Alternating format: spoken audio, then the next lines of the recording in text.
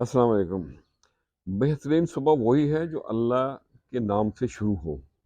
جینے کی وجہ اگر اللہ ہو تو مایوس ہونے کی کوئی وجہ نہیں ہے۔ جانوروں میں خواہش اور فرشتوں میں عقل ہوتی ہے، لیکن انسان میں خواہش اور عقل دونوں کا مرکب اللہ نے دیا ہوا ہے۔ اگر وہ عقل کو دبا لے تو وہ جانور، اور عقل خواہش کو دبا لے تو وہ فرشتہ بن سکتا ہے۔ اللہ کو راضی کرنے کے لیے اس کی مخلوق کو راضی کرنا بہت ضروری ہے، اور مخلوق میں سب سے بڑا درجہ نادار اور کمزوروں کا ہے۔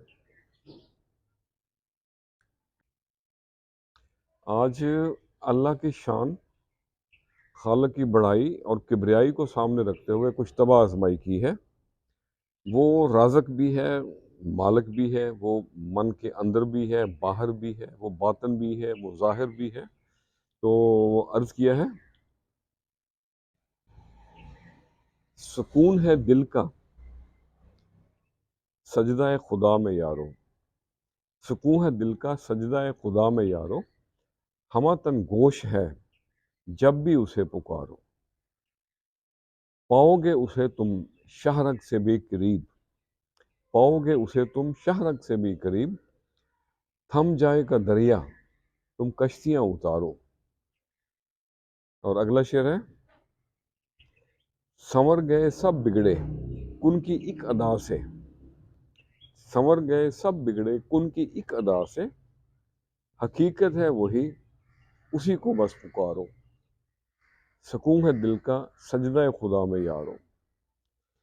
آتش بھی بنے گلزار اسی کے اشارے سے، آتش بھی بنے گلزار اسی کے اشارے سے، کیوں ڈھونڈتے ہو وسیلے، کیوں ڈھونڈتے ہو وسیلے، مانگو اسی سے یارو۔ سورج کی تپش ہو یا ہو چاندنی کی ٹھنڈک، سورج کی تپش ہو یا ہو چاندنی کی ٹھنڈک،